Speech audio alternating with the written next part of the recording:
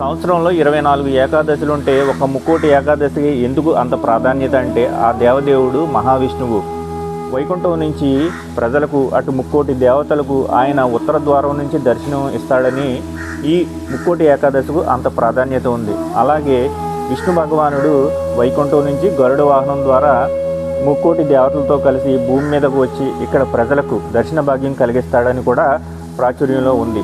అలాగే సూర్య భగవానుడు ఉత్తరాయణం ముందు వచ్చే ధనుర్మాసంలోని శుద్ధ ఏకాదశిని ముక్కోటి ఏకాదశి అంటారు. అలాగే పల్లెల్లో మనకి దేవుణ్ణి ఇలా పల్లకీలో ఊరేగించి అందరి దగ్గరికి తీసుకొచ్చి అక్కడ ఆశీర్వాదనాలు ఇవ్వడం అనేది మనం చూస్తున్నాం.